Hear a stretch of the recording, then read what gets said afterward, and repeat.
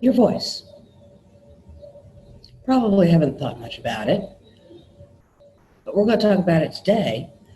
And unless you're a singer, you probably don't know most of this stuff. First of all, do you like the sound of your voice? Do you listen to yourself and say, hey, that's great, that's warm, that's friendly, that's professional, whatever it is you want your voice to sound like? Does it sound like that to you? I'm sure you've heard yourselves recorded, certainly by now. And my guess is that for most of you, you don't like that sound. Okay? And maybe you've heard somewhere that recording your voice makes it sound different.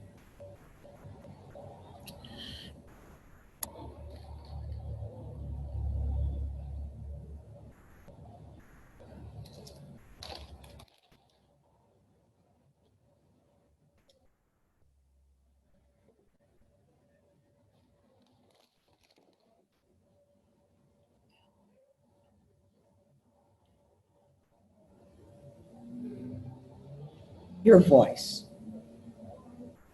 Chances are pretty good that you don't like the sound of that.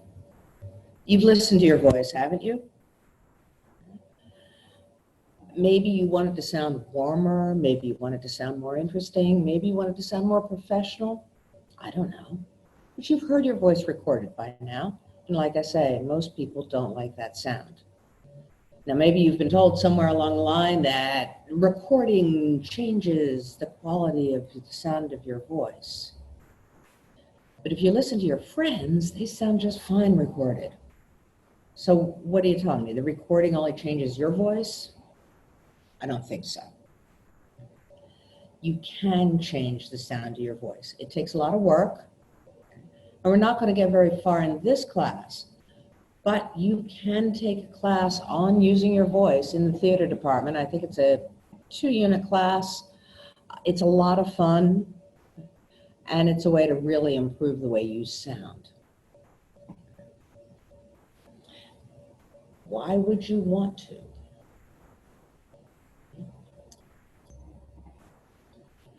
Well, I'm pretty sure you know the number one attractor between two people. Yeah, it's the way you look. In fact, interpersonal communication tells us it has as much to do with style as anything else. Okay? It's the way you dress, it's the way you hold yourself, it's the way you look. We do identify style with who you are, and we're attracted to people with styles similar to ourselves. The number two attractor, yeah, it's the sound of your voice. Now, I'm going to guess that most of you have spent hundreds of hours of your life on the way you look, getting your hair just right, maybe doing some makeup, shaving, picking out your clothes, working on it. But unless you're a singer, you've never worked on the sound of your voice. And like I said, yes, you can change it. I grew up in New Jersey, South Jersey, out by the Jersey Shore.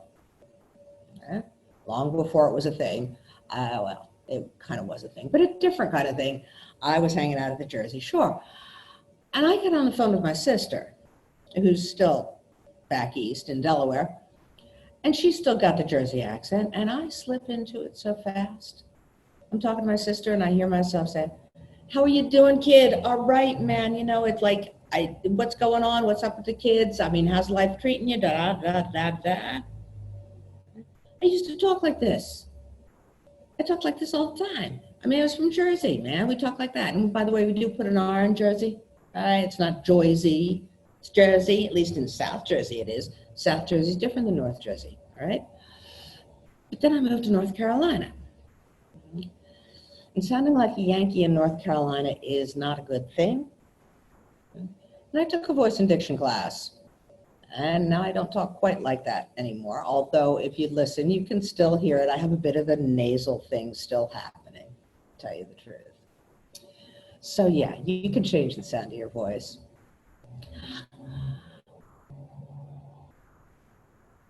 Let me give you an example. When I say that It makes a difference in your attractiveness. If I can be, for a moment, a cishet man in a club. Okay, you got that? And I look across the room and I see her. You know her. The woman that you've put together in your mind for years, piece by piece. And there she is. I'm cool. I'm good. I got this. Okay. I say to the bartender, take the lady a drink. Okay. And he sends the wait person over with the drink, and they chat and kind of look at me, smile. I smile back. Okay. She starts heading my way. I'm good. I got this. Okay. She walks up to me, and I say, hi, I'm Bob. And she says, hi, I'm Natalie. And that woman you constructed in your head for years shatters into a million pieces. You can never use that image of her ever again because it's forever associated with that voice. You can do the same thing with men's voices. I knew a guy, short guy, probably 5'2" at best. Okay. Not very attractive, but he had a radio voice. And if you have ever heard one of those beautiful James Earl Jones rolling basso voices, he had one of those. And he was dating models. He was dating women who worked professionally as models and were practically a foot taller than he was. The sound of your voice matters. And yes, you can change it. So let's talk about a little bit about how to do that. I'm going to be very clear at the end of these slides about what I expect for your speech and what I don't. A lot of this you can't possibly do in the next however long until the speech. You can't get it, okay? It takes practice. If you're a performer of any sort, a speaker, an actor, whatever, you're taking voice lessons your whole life, at least off and on. But there are some things you can get right away if you pay attention to it. And I will sort those out for you at the end. Okay. Let's start with something that you can't possibly get.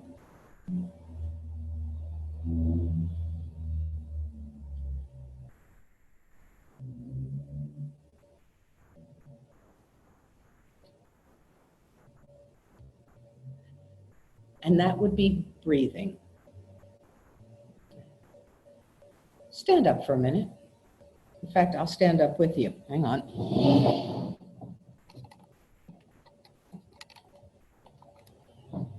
Back up a little bit.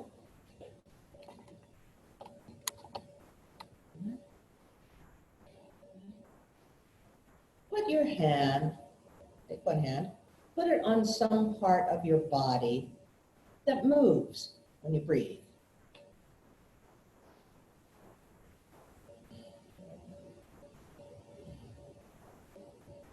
Take your other hand, put it on the same or a different part of your body that moves when you breathe. Hold it there. Unless both hands are on your stomach, you're breathing wrong. Yeah. You haven't figured out how to breathe yet. Or maybe you used to know how and you don't now. Breathing, the core of your voice, as well as your life, but let's limit it here to voice. When you breathe, and you can see in these pictures how this works, and you know this. You inhale, your diaphragm pulls your lungs down, your lungs fill with air. You exhale. That diaphragm moves back up again, relaxes back up, air is expelled. Inhale, exhale. Now, why did I say your hands are on your stomach? Because if you think about it, when you inhale and your diaphragm goes down, your stomach has to move out of the way. It's going to go out when you inhale. I'll exaggerate for effect here, okay? But it goes like this.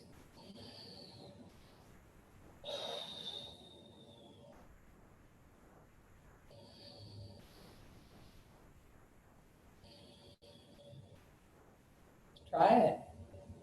Keep your hands on your stomach, inhale, and make your stomach go out.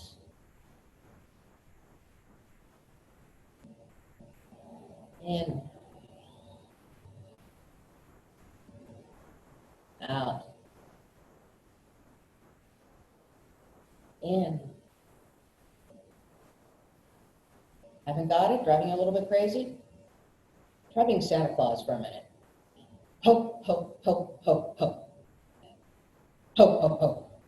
Ho, ho, ho, ho, ho, ho, ho.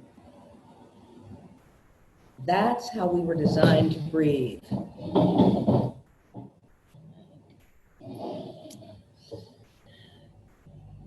That's what we call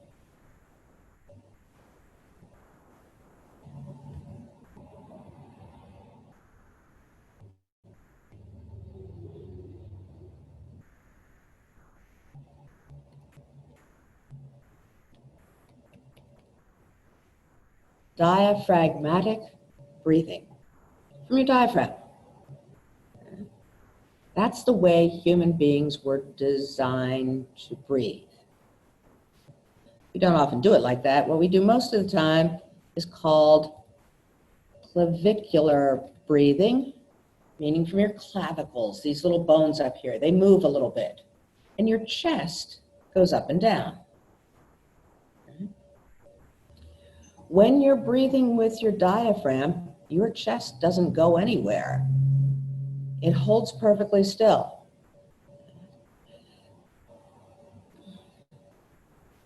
Now, the truth is, almost everybody breathes wrong. Almost everybody. Maybe there's some Tibetan monks out there that got this down as a lifestyle. But for reasons I really don't understand, except maybe stress and everybody around you is breathing wrong, we learn to breathe wrong at a very young age. But have you ever watched a baby cry? So how long can a baby cry? Pretty much forever? Yeah. You go to a game, you go to a concert, whatever, you start yelling. How long before you feel it in your throat? A minute?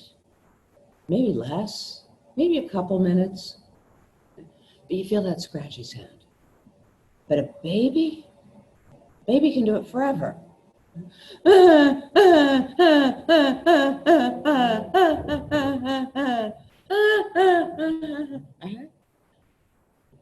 all over the place. All of their body is loose. All of their body is relaxed. They do that because they're breathing with their diaphragm. For just a minute, I want you to breathe wrong again. Raise your chest and hold it.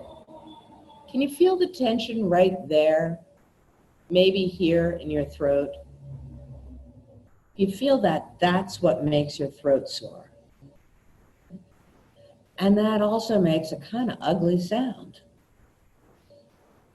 If you're breathing correctly, you sound something like this. Okay, my voice isn't great, but it's not awful. I breathe with my chest, and it gets a little tense. It gets a little, okay? Not a good sound. Certainly not as good a sound as when I'm breathing with my diaphragm. Now, this is one of the things I don't expect you to get by the time you do a speech. And most people, as I say, do it wrong all the time.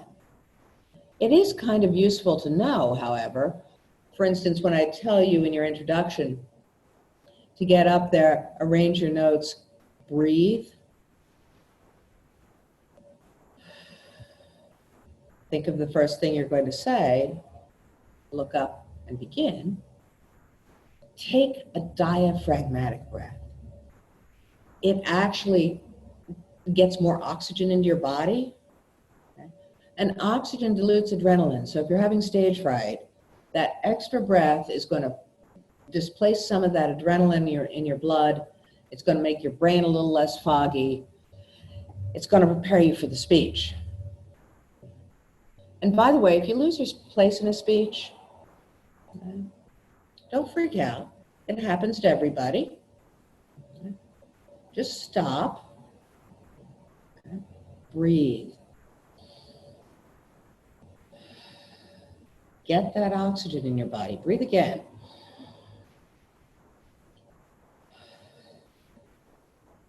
Find your place. Look up. You say, as I was saying, and go back into the speech. It's fine, by the way, if you lose your place. Your audience loves it when you recover. They're all sitting there going, oh my God, I hope they find their place. Oh, geez.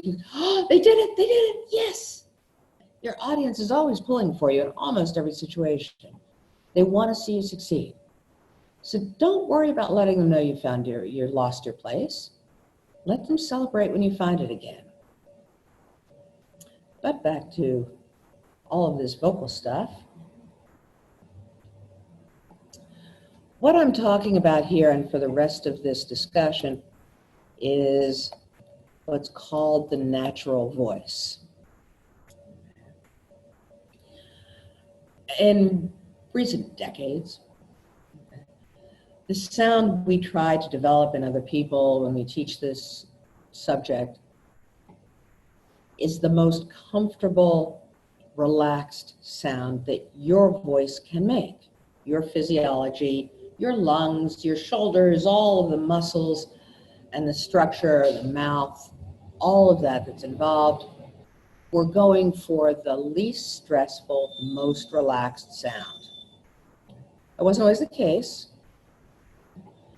Back in the day, when I took voice and diction, we all had to imitate one sound.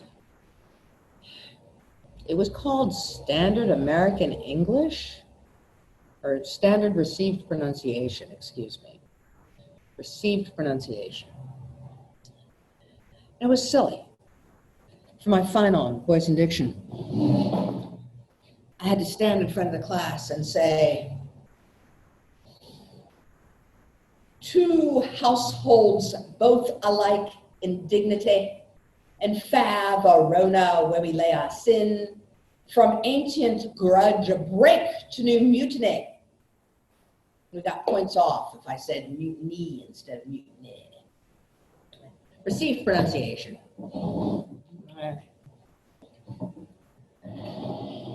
We long since gave up asking people to have one universal sound. There is no standard American English anymore. Everything's fine. Okay. Please don't look at this discussion like you have to come out sounding like me. You have to come out of this, I hope you come out of this, sounding like the best you that you can be. I love accents. I love dialects. I love all the myriad of sounds in Los Angeles and the environs, Southern California area. If you can be understood, you're fine. That's not what I'm talking about here. Please don't try to sound like someone else. Go for that natural voice. That said, let me get back to the slides here for a moment, for more than a moment.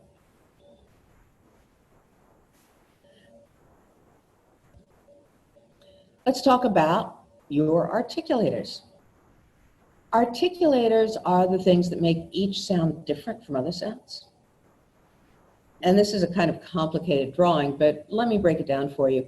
It's basically your lips, your teeth, your tongue, your alveolar ridge.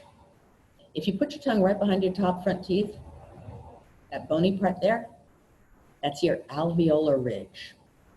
Right behind that, arching up, is the hard palate. And all the way back, you stick your tongue all the way in the back of your throat, you'll feel your soft palate or your velum there. You also have your larynx, your vocal box, vocal folds. We'll come back to those in a minute. Your nose, more in other languages than here, but that's it. That's what you got. Okay. We're just going to talk in terms of lips, teeth, alveolar ridge, hard palate, soft palate, tongue, and larynx. Those are how you make different sounds. Okay. It's what makes a duh different than a ga, is how you manipulate those things. Now, I'm going to guess that some of you out there have been told that you mumble. Okay. There's a pretty good reason for that, and it's not entirely your fault. Okay. Mumbling, lack of articulation, okay, happens because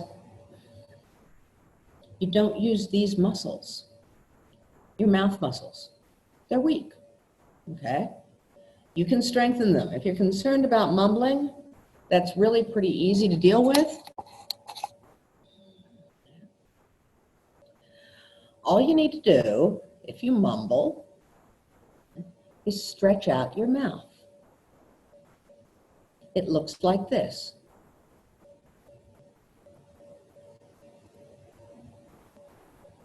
You just stretch it out a lot. You can even stretch your tongue.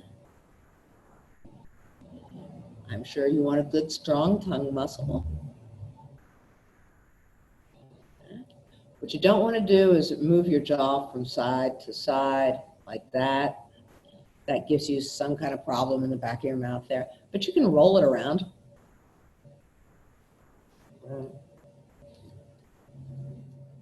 Do that for about 60 seconds. And then talk out loud. And you'll discover that you pretty much stopped mumbling. Okay? You stretched out the muscles. They're working for you now. That effect won't last unless you keep doing the exercises. But these are very small muscles, and they'll get back in shape very fast. It won't take them long. A week, you do this 3 times a day for a week, and you'll probably be fine. And you won't be mumbling anymore.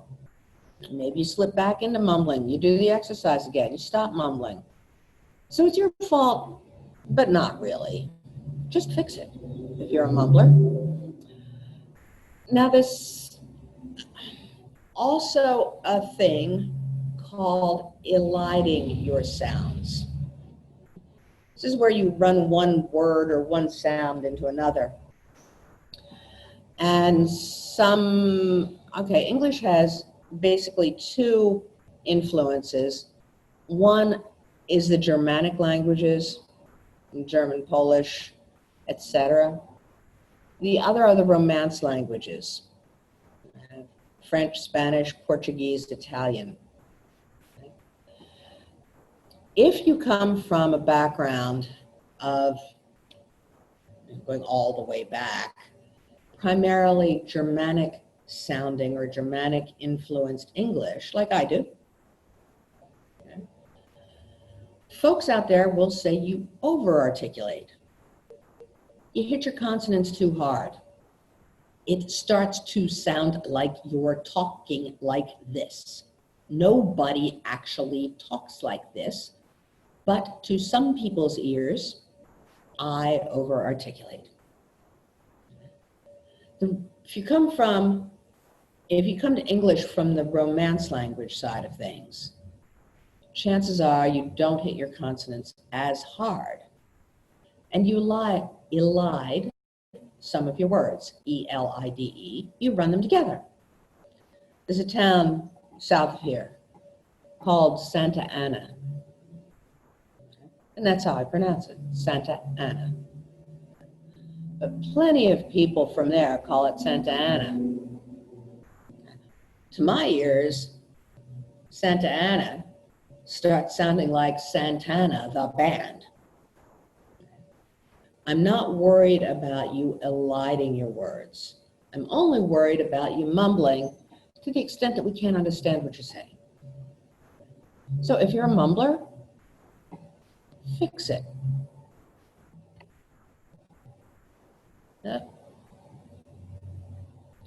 And then there are your resonators.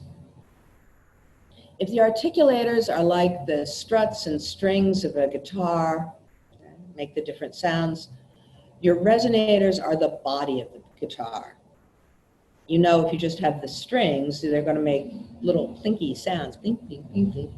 It takes that plinky sound, needs to go into the body of an acoustic guitar, vibrate around, resonate, and that's how you hear it. The same is true here. You have 5 resonators. Your voice vibrates in your lungs, in your pharynx or throat, in your mouth, in your nose, and in your sinuses. And each resonator makes a different sound.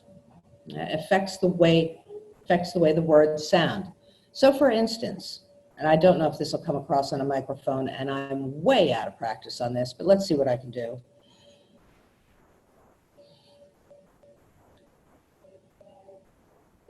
Listen to the middle note here, okay? And listen to the harmonics underneath it. Most of my voice I have now placed, that's what they call it, placing your voice, in my lungs. And this gives it a lot of low harmonics, okay? A lot of undertones. If you think of, for instance, an equalizer, this is pumping up the bass, just in the harmonics. If I move it into my throat, I'm on pretty much the same middle note, but I'm starting to move to a mid-range here. It's not quite as, the harmonics aren't quite as deep. I move it in my mouth like this, and we're hitting the true mid-range here. Okay, I'm still a little bit in my throat. Let me pull it up. Still in the mid-range here, still mostly coming at it from my mouth. If I move it into my nose, you start to hear some high harmonics, some higher tones happening here.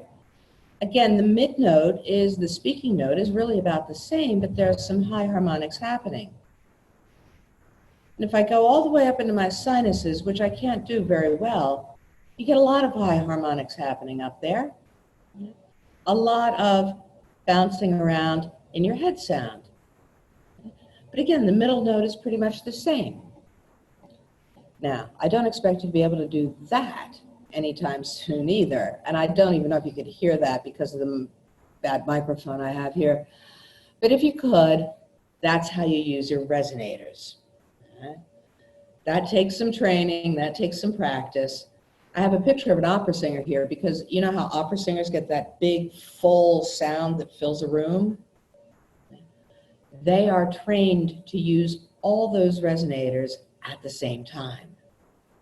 And that's how they get that depth and height of sound working for them. They're using all of this simultaneously. Oh, I forgot to mention your larynx. Let me go back here. Your larynx down here. Your vocal cords, now we call them vocal folds because they're more like folds. They're part of your voice too, and they really aren't exactly articulators. They're not resonators. If these would be the struts, I suppose the larynx would be the strings. Okay. But you know about this. You know they vibrate when you speak, right? Well, they really do, by the way. Put your hand on your throat and talk out loud.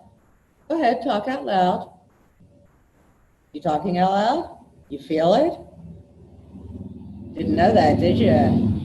Yeah, when I say vibrate, I mean vibrate. They actually do vibrate, just like that. All right, let's move on to vowels. Everybody likes vowels. I like to imagine that there is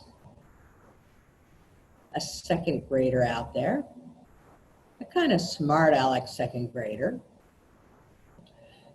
who goes to his teacher, who we'll call him Chucky. We'll call her Mrs. Lamson. We'll call her Mrs. Lamson because Mrs. Lamson was my second grade teacher. And no, you never forget the names of your elementary school teachers. But Chucky says to Mrs. Lamson, Mrs. Lamson, yes, Chucky. Why are the vowels vowels and the consonants consonants? And she says, good question, Chucky. So why are the vowels vowels and the consonants consonants?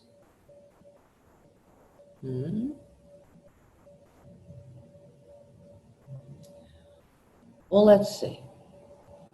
In order to figure this out, we're going to need to learn a little Spanish here. Basically, we're going to do the vowel sounds in Spanish. I don't want to do them in English because in English, the vowels, most of the vowels are actually two sounds put together, what we call diphthong. So A is actually A-E, I is A-E, O is O-U, U is E-U. The only one we keep pure is E. But they're much purer in Spanish, so it's going to be easier to figure out. So in Spanish, they sound something like this. A, E, U. Same with me. Maybe you can figure out why they're vowels and not consonants.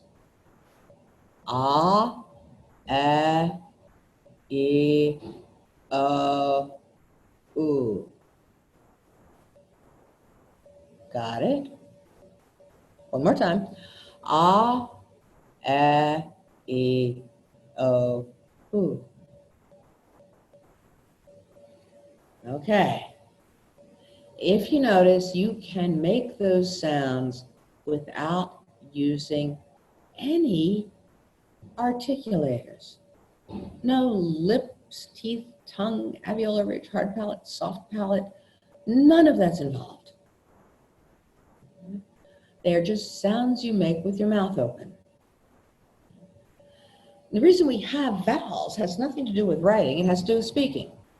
When you put two consonants together, sometimes our lips don't quite make that transition very well. Our lips, our teeth, our tongue are articulators. So you end up with something like bg or fd. So in order to make that transition in our mouths mechanically, anatomically, with our body parts, okay, we've added vowel sounds. And then you get bag, big, bog, and bug out of bg. And they all take on different meanings. See, spoken communication is fun. You would have never learned that from written English. So, back to Mrs. Lamson and Chucky. Mrs. Lamson explains that to Chucky. And because she's a very good teacher, she turns to Chucky and she says, okay, Chucky, why are the vowels in that order? And they're in that order in every language I know of that has vowels. A, E, I, O, U, just like that. Think about it. Don't tell me it's alphabetical order. Why is that alphabetical order? Any ideas? Say them again. A, E, O, U. If you haven't figured it out, watch me. A, E, O, U. Goes from most open to most closed. A, E, O, U. Fun with vowels.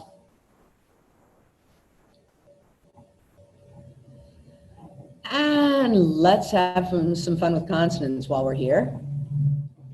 I have paired these up. I want you to say ba. Ba. Now, ba.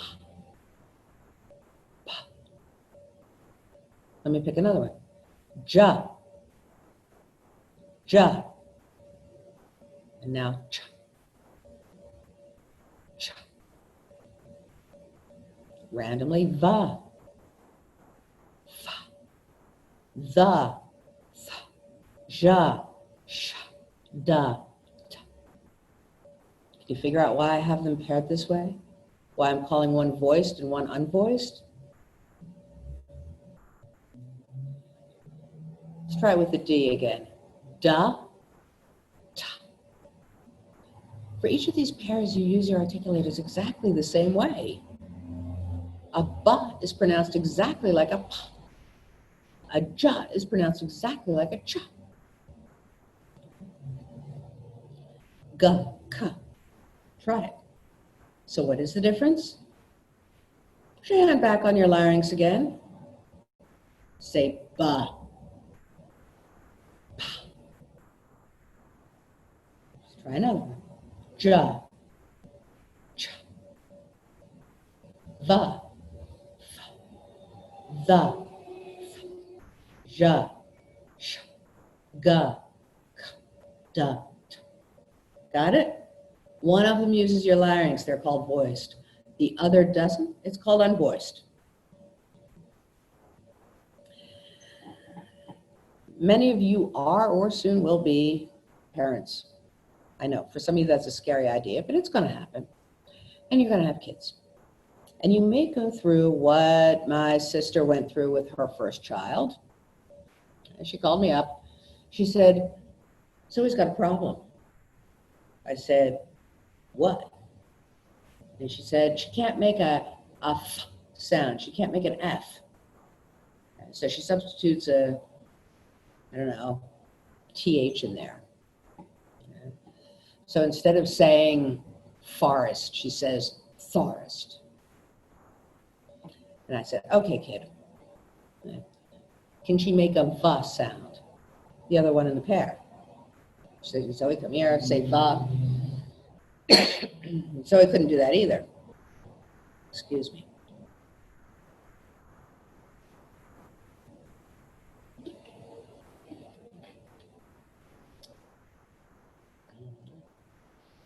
Anyway, Zoe couldn't make a va sound or a fa sound. And there's a pretty good reason for that. Kids learn their sounds one at a time. And making different sounds is really tricky for kids. You know, they have problems with small muscle control, right? These are very small muscles. That's why they get in shape so quickly and fall out of shape so quickly. They're small. So it's tough for kids to make sounds. That's a real challenge for them. And as they learn their sounds, there's going to be one that's the last one they learn. In Zoe's case, it was va or fa.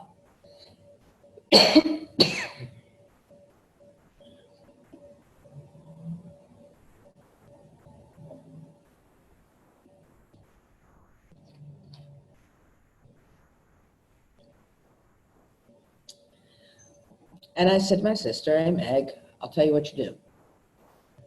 This isn't the time for a speech therapist. Speech therapists are great people, and I love the work they do.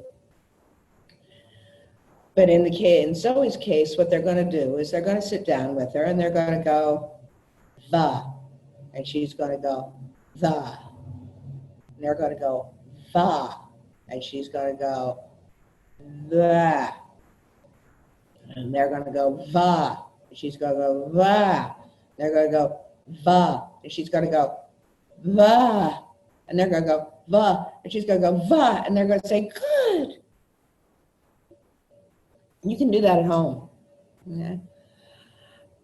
If you really are concerned about your kid making that last sound, just get them to imitate the way you use your mouth.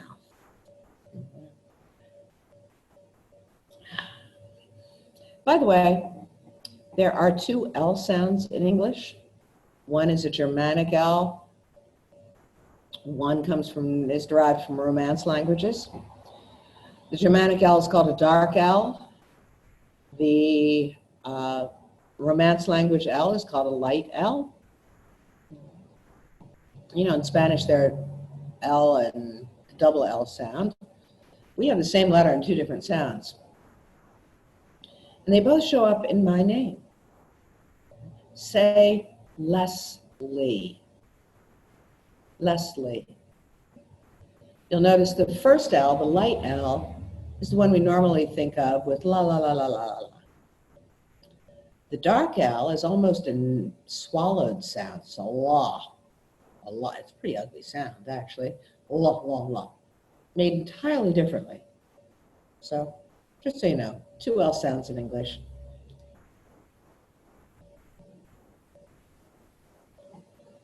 All right.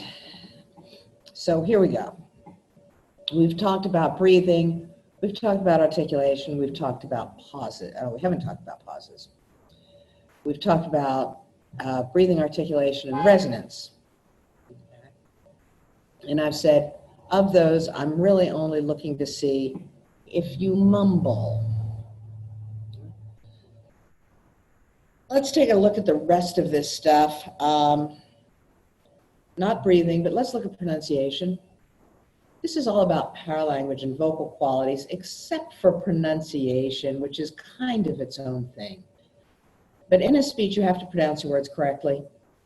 You just do. If you don't, people think you don't know what you're talking about. And I can tell you, I'm not here, again, I'm not talking about accents at all. I'm talking about the dictionary pronunciation of the word.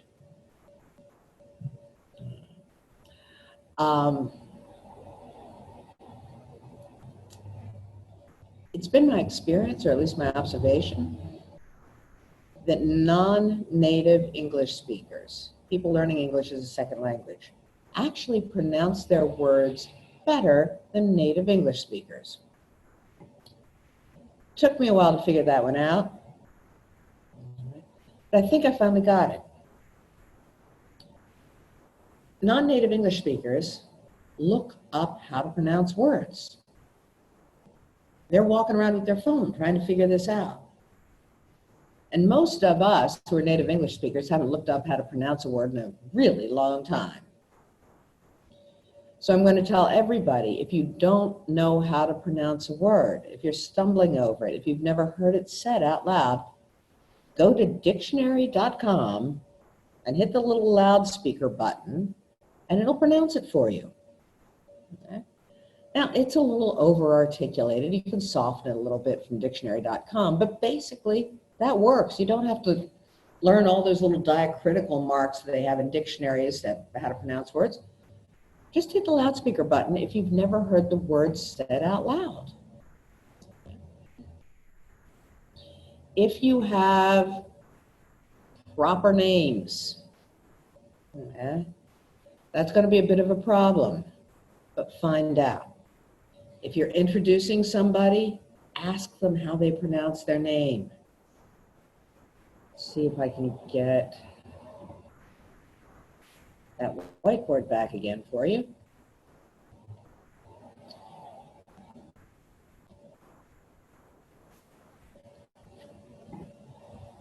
It is entirely likely, if you have a British speaker whose last name is that they pronounce it Smythe. Okay, not Smith, Smythe. Ask. Speak it back to them. Make sure you've got it right. Make sure you're saying it to their satisfaction. Other proper names. Many of you know this, but if you don't, take a stab at. Because you've all heard this word. Like I said, many of you know it, but some of you don't. And if you're guessing, that word is pronounced Whinimi. Not Hunenemy, not Hunamim, Whinimi. It's the name of a naval base just off the coast right here. You've heard of it. It's a Native American word. It's a Tonga word. How do you find out how to pronounce it? Well, I'd say you call up the naval base and they will answer the phone, Naval Base Whinimi, and you go, click. So check it out. When I first moved to Los Angeles, bad, arrogant me, I went around telling native Los Angelinos that the name of that street was Wilshire. Now, everybody knows it's Wilshire. At least everybody local. It's Wilshire, not Wilshire, Wilshire. But I was the arrogant new speech teacher walking around town strutting my stuff and telling people they're pronouncing the name of their own street wrong. I was such a jerk. That's all I can say.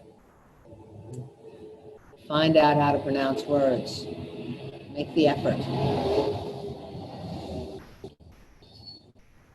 I'm going to have to put those slides back up again. Here we go.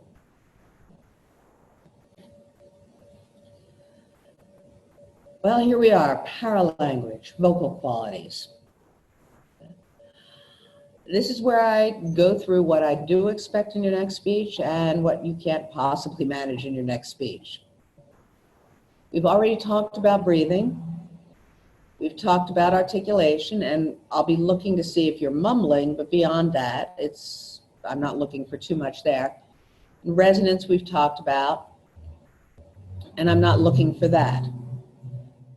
I am looking for pronunciation, and that isn't really a vocal quality, but I don't know where else in the course to put it, so here it is.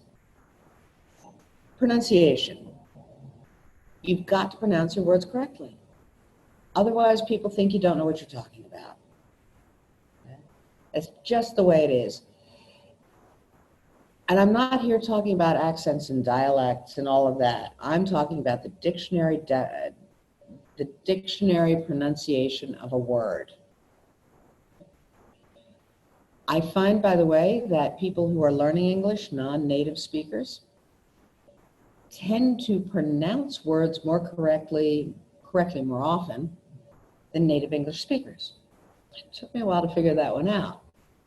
But if you're recently learning English, spend a lot of your time figuring out how to pronounce words. You're very comfortable listening to your phone for a word, for the pronunciation and definition of a word. Those of us who are native English speakers, not so much. If you've never heard a word pronounced before, you don't think you know how to pronounce it, go to dictionary.com and hit the little loudspeaker button next to the word. It'll pronounce it for you, and it does a pretty good job. Hold it up to your ear and listen to how to pronounce the word. Don't have to learn little diacritical marks anymore or any of that stuff. Just listen to it on dictionary.com, but do listen to it. Learn how to pronounce your words. I can give you all kinds of examples here.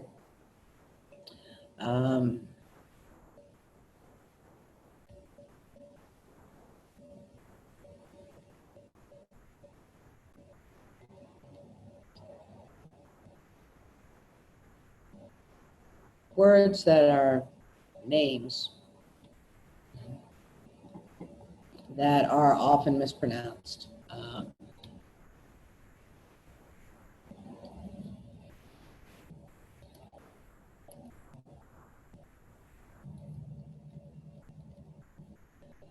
You all know what Levi Strauss jeans are, right? They were first designed and made by a guy named this. Okay. He was a famous anthropologist. He built them, he made them with the tough fabric and the double stitch seams and whatever to take on anthropological digs because they held up pretty well. They didn't tear up out in the field. Most anthropologists that I've met call him Claude Levi Strauss. That's a really awful sounding name. And it's not the man's name at all. Yes, the jeans are Levi Strauss jeans, but this guy was French.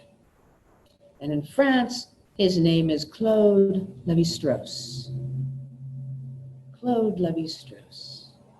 AU is an O sound in French. That's a much prettier name than Claude Levi Strauss.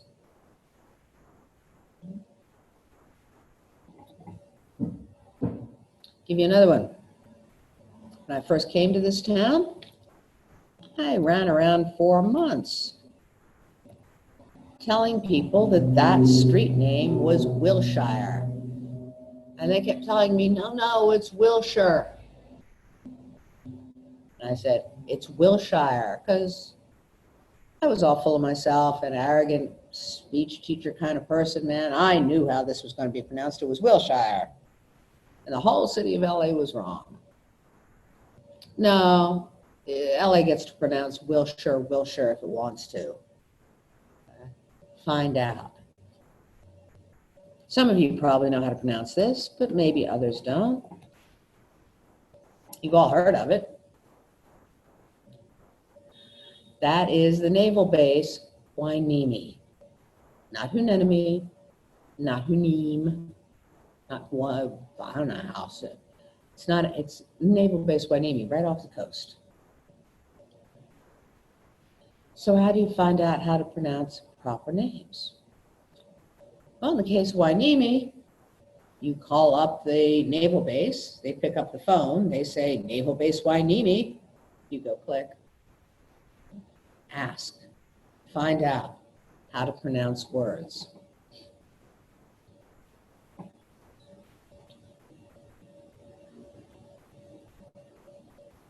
Now I'm going to have to pull out that slide again because I don't think there's a way to. I'm using 2 shares to drop one of them. Pauses. Please pause. Beginning speakers tend not to pause. I don't know whether that's because you think you're under a time pressure. Believe me, a pause isn't going to take any extra time. I don't know if it's because the adrenaline is going and you forget. If I'm concerned about pauses, I'll put a little caret in my notes so I know to pause. But pauses give your audience, and it's a signal to your audience, that they should think about what you just said. Like that. What you just said. Put pauses in. Makes you sound thoughtful.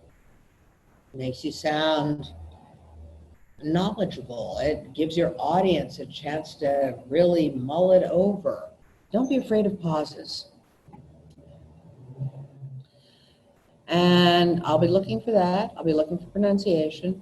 And I'll be looking for these 3 things: volume, rate, and pitch. And here I'm talking about a range. What I'm suggesting is in volume, that sometimes you get really loud and sometimes you get very quiet. And you use the whole range of volume that you have in between that. You explore it, you play with it. You pull it back and you get very quiet sometimes.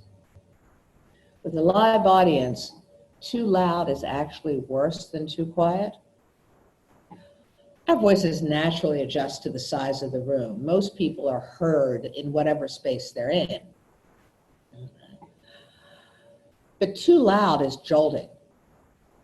When someone yells at you, you pull back, you want to cover your ears. There's this real little kid fear. Noisy thing. When people talk too quietly, you'll notice even here, while I'm talking quietly, you stop, you pay attention. Maybe you're looking at the screen right now. Because I'm talking very, very quietly. Not a bad thing. Pitch. How high and how low your voice goes. Most people speak on 3 to 4 notes in a scale.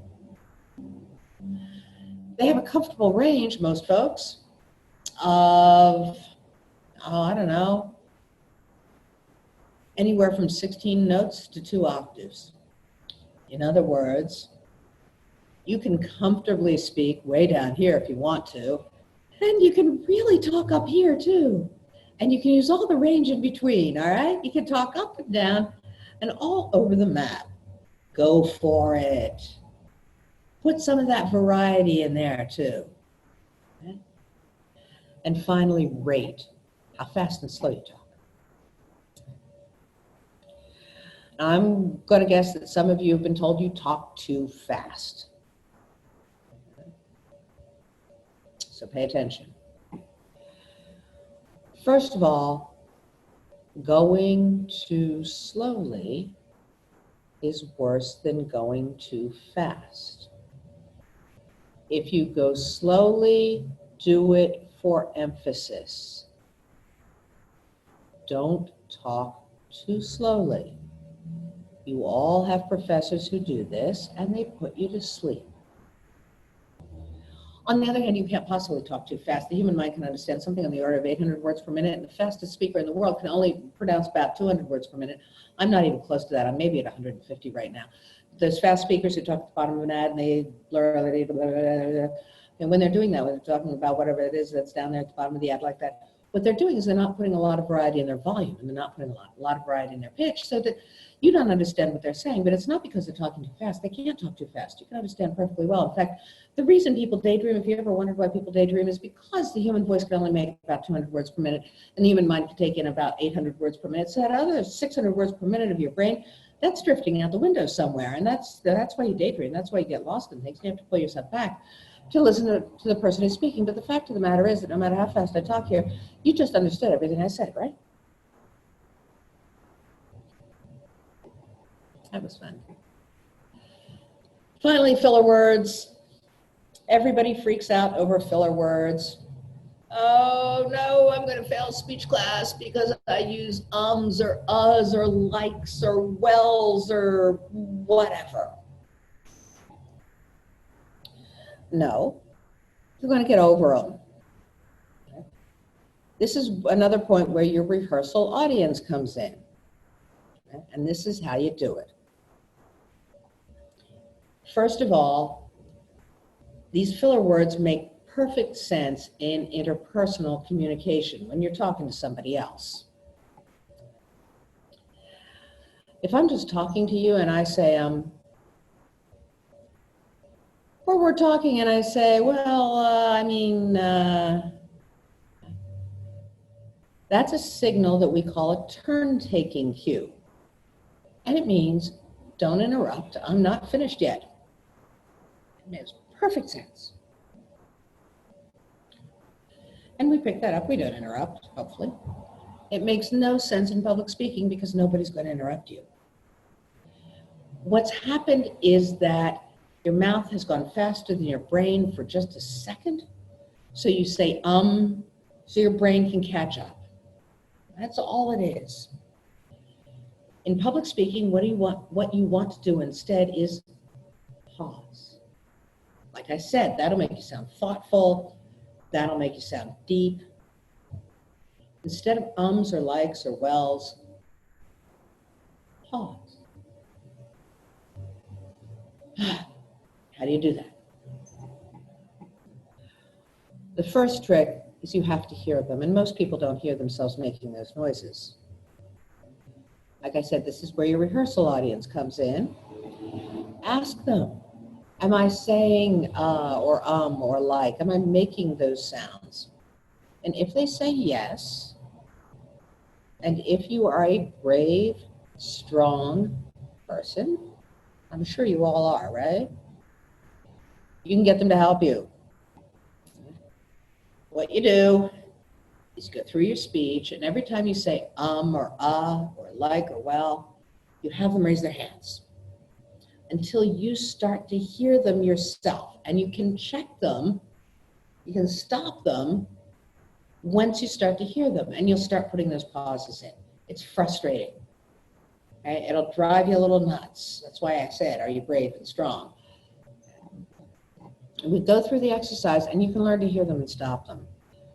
In other words, what I'm telling you is in speech class, you don't have to worry about failing speech class because you say these words, you make these noises. Just lose them. Just do the exercise and drop them.